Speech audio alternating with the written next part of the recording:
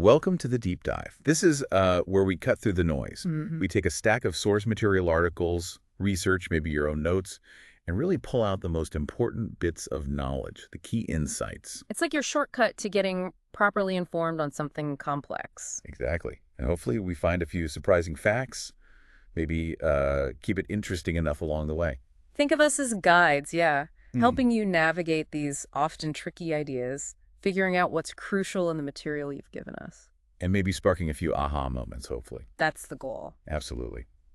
And for this deep dive, we are tackling some, well, seriously profound ideas. Challenging stuff, frankly. Definitely. Our source material. It's excerpts from Arthur Schopenhauer's big one, The World as Will and Idea. Right, and it's a translation we're working from. Crucially, we're sticking only to the text provided. No outside commentary, just what's in these pages. That's the mission. Unpack Schopenhauer's core vision. Reality, knowledge, ethics, even what he sees as salvation. It's a dive right into the text, exploring how this one philosopher built his worldview. A worldview he himself felt, as the source mentions, might only be for, quote, few men, pencorum hominum. Yeah, it's dense, no doubt about it. Yeah. Schopenhauer isn't exactly known for light reading. Not at all. But our aim here is clarity. We want to guide you through it, pull out the key points, show the connections that, make wrestling with it worthwhile. So let's just jump in. Let's do it. Where does he start? Well, Schopenhauer kicks things off with what he sees as the most basic, undeniable truth. He says the world can be seen from two fundamental perspectives. Okay. In one way, it's entirely idea, and in another way, it's entirely will. So not just different angles, but the two essential sides of everything. Exactly. That's his starting point. Two exhaustive aspects of reality. Okay, let's take the first one. The world as idea. That's the world as we experience it, right? The world is known. Precisely. The world presented to a subject. And he stresses that the absolute foundation of this is the split between object and subject. The thing being perceived and the me doing the perceiving. Yes.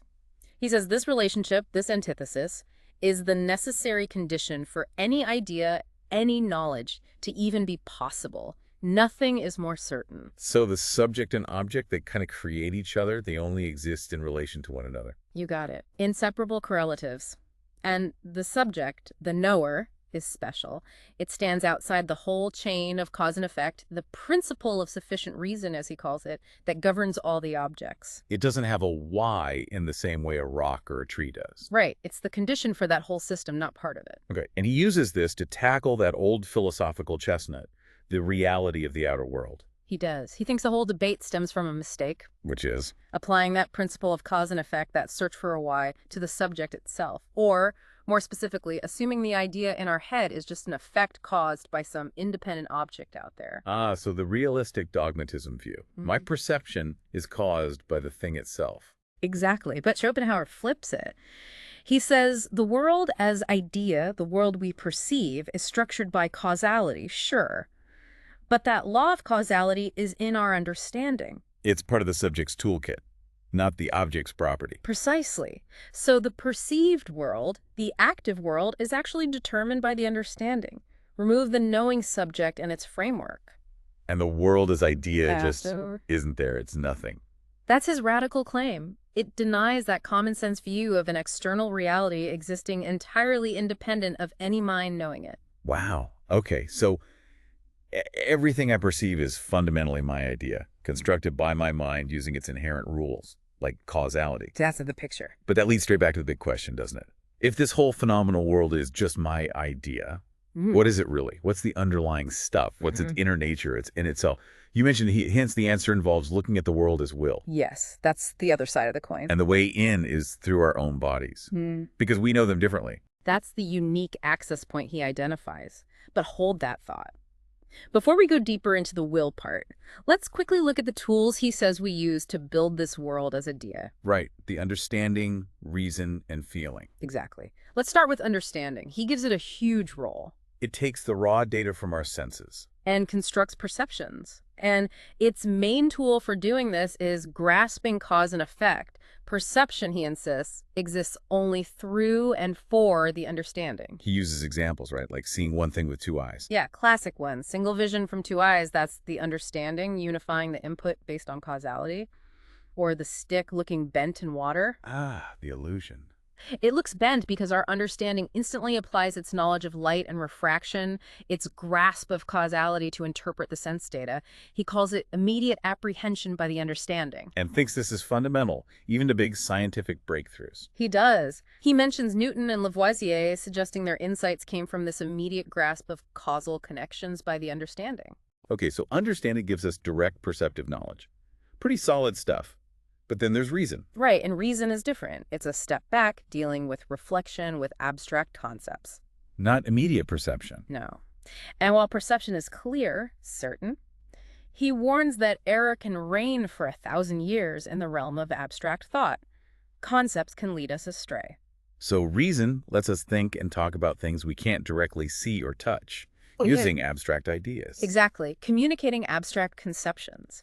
And this ability to form and use abstract concepts, he argues, borrowing from Locke and Leibniz, is the key thing that separates humans from animals. And language is basically our tool for handling these concepts. Yeah, language represents these abstract ideas, yes. A concept for him is like an idea of an idea. Meaning its value comes from its connection back to perception. Its nature lies in its relation to another idea, often a perception, yeah. It's abstract, discursive, defined by its limits. Okay. And this view leads him to be pretty critical of formal logic. Very critical. He sees logic as just mapping out abstractly what we already do instinctively when we reason correctly. So it doesn't really help us think better. He argues it has little practical worth for actual discovery or building arguments. People just use it naturally. And his take on Euclid in geometry, pretty harsh. Yeah, he calls it cutting off your legs to use crutches. Replacing clear, intuitive perception, just seeing the geometrical truth with complex, logical proofs based on abstract concepts. He wants direct evidence, not just a chain of reasoning. For genuine certainty, yes. Perception is king for that. Okay, understanding gives perception, reason gives concepts. Yeah. What about feeling? Where does that fit? He puts feeling at the opposite pole from abstract reason. He actually defines it negatively. How so? Feeling is simply not a concept. It's all the conscious experience that isn't captured by abstract, rational thought. So it's a huge realm then. Immense. Think of that mathematical feeling. Sensing a proof is right before you can articulate why. Or just knowing an argument is flawed without pinpointing the logical fallacy. It's not like a separate feeling faculty. No, it's just non-abstract knowledge, direct awareness that isn't conceptual. He even says concepts remain unfruitful in art because art speaks directly to this non-conceptual, feeling perceptive side of us. Okay, that clarifies the idea side. The world as we perceive, understand, and conceptualize it. But you said there's the other side. World as will. Right. This is the core, isn't it? This is the core. The will, for Schopenhauer, is the thing in itself. The ultimate reality, the inner essence of absolutely everything. And the world we see, the world of idea, is just its mirror, its outward appearance, the objectification of this underlying will. And the key, again, is our body. We know it as an object, an idea. But we also know it from the inside, directly, as will. Every movement, every impulse, even involuntary reactions. That's the will made visible, passed into perception. Exactly. The entire physical body, he says, is nothing but objectified will. This immediate dual knowledge of our own body is what makes us individuals, knowing subjects anchored in the world of phenomena. So if I know my body is objectified will, I can kind of project that outwards. That's the move he makes. We transfer this self-knowledge. We look at gravity, magnetism, a plant growing, an animal's instinct. And see the same fundamental will at work, just manifesting differently. Yes. These are all grades of the objectification of will, different levels. He links these stable forms or forces to Plato's ideas. Human will is just the most complex, self-aware manifestation we know directly. But there's a crucial distinction about cause and effect here. A very important one. Causes, stimuli, motives, they determine when and where the will shows up in the world of phenomena, the world of idea. But not the will itself. No, the will's inner nature is groundless. It's outside that chain of explanation.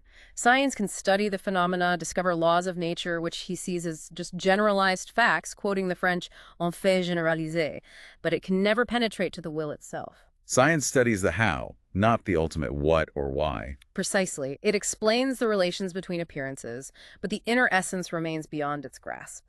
And this view of a fundamental striving will, It leads to a pretty dark picture of the world, doesn't it? It does. If the will is constantly objectifying itself in these different forms or ideas, species, forces. They're inevitably going to clash. Yeah. Competing for resources for existence. Constant conflict. Strife. He quotes Empedocles saying if there weren't strife, everything would just be one blur. Nature exists through this battle for matter, space, and time. And the will isn't peaceful. It's hungry. A hungry will, he calls it, always striving, never satisfied. It essentially lives on itself, leading inevitably to eager pursuit, anxiety, and suffering. So suffering isn't just an occasional problem, it's built in. It's fundamental. Life, as a phenomenon of the will, is a constant striving away from a state of lack, a state of defect. And that state is suffering. And when you do get what you want, satisfaction is fleeting. It just leads to a new striving, a new lack, or the opposite pole. Boredom, emptiness, ennui. So human life is just bounced between pain and boredom. Tossed backwards and forwards between pain and ennui. That's his stark conclusion. Suffering is the default. Cheerful stuff. Well, it sets the stage for his thoughts on character and ethics. Right. If we're driven by this will, what about individual character? He says it's unchangeable. The empirical character, the one we see playing out in time, yes. He sees it as the temporal unfolding of a deeper, timeless, intelligible character. This is an idea he adapts from Kant. So my basic nature is fixed. Yes. And because it's fixed, your actions aren't free in the sense of being arbitrary. They follow necessarily when your character meets a specific motive or situation. I don't choose who I am. I just discover it. You learn what you are through experience, by seeing how you act. You don't decide, I want to be this kind of person, and then become it. You act and then realize, that's the kind of person I am. Which has implications for things like regret or repentance. Definitely. Repentance isn't changing your will, your core character. It's about corrected knowledge. Seeing things more clearly. Understanding the consequences better, or maybe recognizing the selfish motive you didn't see before. The will itself hasn't changed. And that feeling of guilt, the anguish of conscience. That, he says, is the painful knowledge of your own unchangeable will. It's the awful certainty that, given the same circumstances, we have still the same will. We'd likely do the same thing again. It's the horror of recognizing your fixed nature. Okay, given this framework of striving will and fixed character, how does he define right and wrong? It all comes back to the assertion of the will. Wrongdoing, essentially, is denying the will as it manifests in another individual. How so? Either by trying to co-opt their powers, their body, for your own will's purposes, or by destroying their existence when it gets in the way of your own striving. And the root cause is egoism, seeing ourselves as totally separate. Yes, egoism, which stems from what he calls the principium individuationis, the principle of individuation based on space and time, that creates the illusion of absolute separation between individuals. So justice then is just not doing that, not infringing on others. Justice is simply the negation of wrong. It's voluntarily respecting the boundary between your will and another's, even if there's no police officer watching. So it requires seeing past that illusion of total separation, at least a little. It requires some degree of piercing the veil of individuation, yeah. Recognizing the other person's sphere. Interestingly, he notes that just refusing to help someone in need, while maybe cruel or uncharitable, isn't wrong in this strict sense, because you're not actively denying their will, just asserting your own, or lacking a motive to help. Where does the state fit in? Is it just a practical tool? Pretty much. He sees the state as arising from well-understood egoism. It's a contract designed to prevent people from harming each other because pure morality can't be relied upon. So laws and punishments are just counter motives. Exactly. Threats to deter wrongdoing. Punishment is based on positive law, aimed at prevention, not some kind of cosmic justice or retribution. The state manages egoism. It can't enforce love. But what about genuine goodness, benevolence, sympathy? If egoism is the default, those arise from a deeper penetration of the principium individuationis. It's truly seeing that the underlying reality, the will, the suffering, striving core, is the same in you and in everyone else. Seeing yourself in others. When you grasp that identity, their suffering becomes, in a way, your own.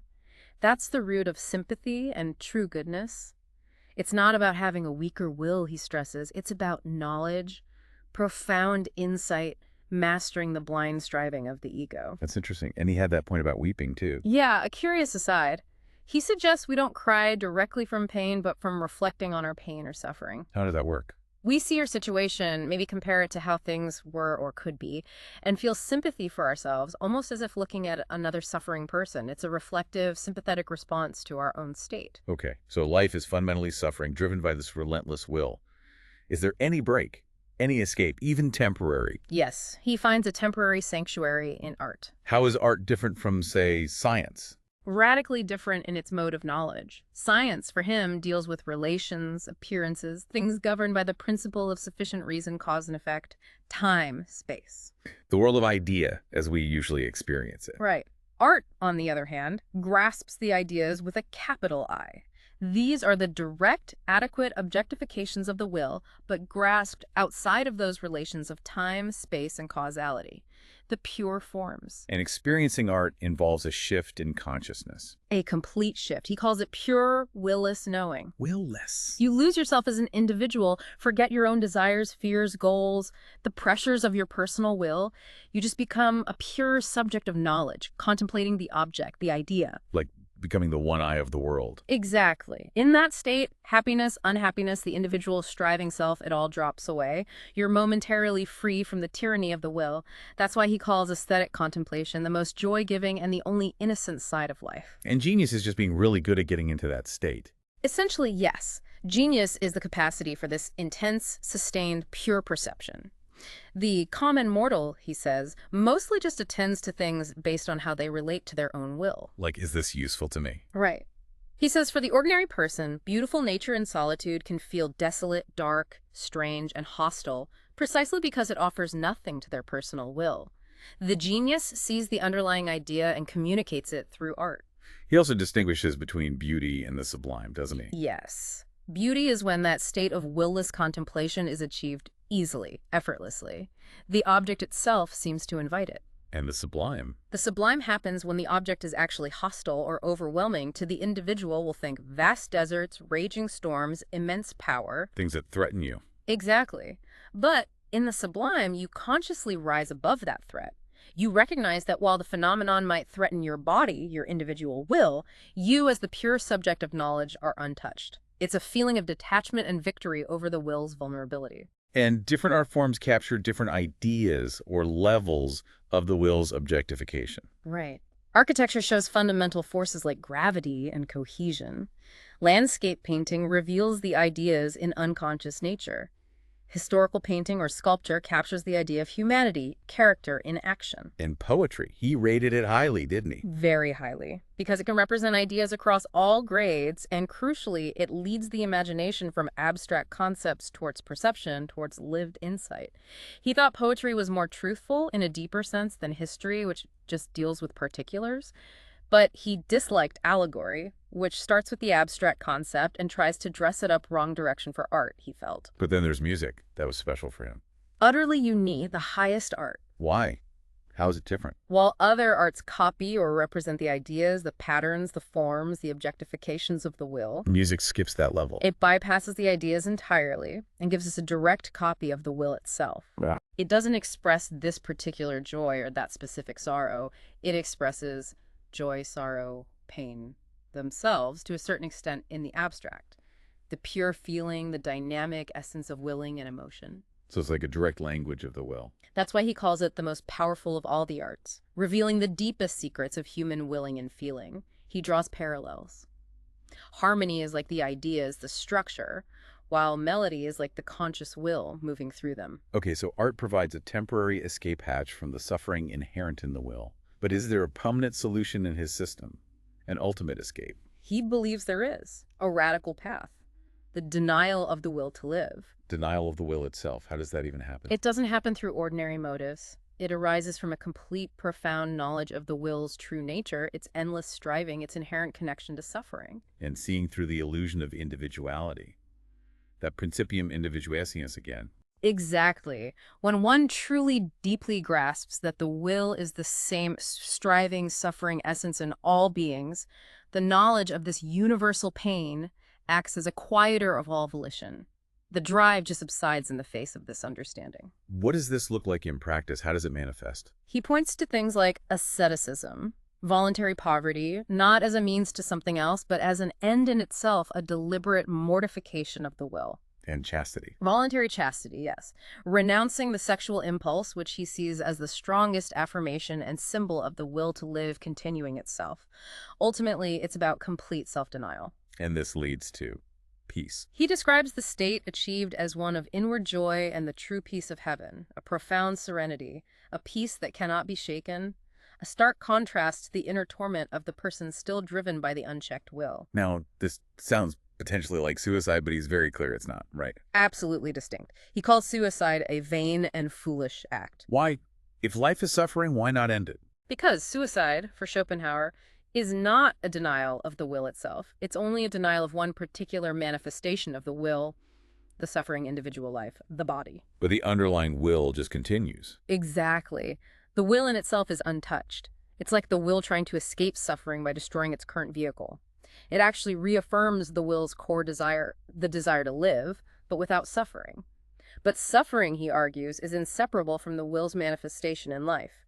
Suicide doesn't solve the fundamental problem. So where does freedom come into this picture? If our actions in the world are determined by character and motive. True freedom isn't in the individual action, the empirical sphere. That's necessary. True freedom lies in this radical possibility of denying the will in itself at its root. Of abolishing the character entirely. Yes. This denial isn't caused in the normal way. It arises from that different kind of knowledge we talked about, the penetrating insight into the will and the illusion of separation. When that knowledge dawns, motives lose their power. He calls it a mystery. La liberté est un mystère. Yeah, quoting Malebranche. He connects it to religious concepts like grace or new birth, seeing Adam, maybe, as representing the assertion of will, and Christ as the denial. It's a profound shift that breaks the causal chain. Okay, so if someone achieves this denial, if the will is truly negated, what happens to the world? He follows the logic right to the end. If the will, the fundamental reality, is abolished, then all its phenomena disappear too. all of it, the striving, the forms, the conflict, the whole display, and not just the content, but even the fundamental forms of that manifestation, time and space, and even the ultimate condition for phenomena, the subject-object split. No will. No idea. No world. That's the endpoint. He acknowledges what this sounds like. Before us, there is certainly only nothingness. Which sounds terrifying. But he immediately adds that our instinctive horror at this nothingness is simply the voice of the will to live itself, recoiling from its own extinction. And for those few who actually reach this state, who have denied the will through self-knowledge, They have, in his language, overcome the world. They exist in a state beyond our normal comprehension, and they merely wait to see the last trace of it vanish with the body. For them, the world as we know it, the world of will and idea, has effectively ceased to be. wow, okay. That was quite a journey through Schopenhauer's world. Or worlds, I suppose. The world as idea. The world as will. We've looked at his ideas on knowledge, understanding, reason, feeling, then plunged into the core concept of the will, the source of strife and suffering. Touched on character, ethics, the limits of justice, the role of the state, Found that temporary escape route through aesthetic contemplation, especially music. and finally arrived at that incredibly radical path of salvation through the complete denial of the will to live. Leading ultimately to, well, nothingness from our perspective. And remember, everything we discussed, this whole deep dive, it's drawn solely from those source excerpts you provided. It's a concentrated blast of Schopenhauer straight from the text. It's a heavy worldview. It really pushes you to question things. If our fundamental nature is this blind, striving will caught in a cycle of suffering, and the only way out is this total renunciation that dissolves reality as we know it, well, what does that profound, deeply pessimistic viewpoint make you think about your own life, your desires, your struggles, the world you experience every day? Definitely gives you something to chew on. Thank you for joining us for this deep dive. We look forward to the next one.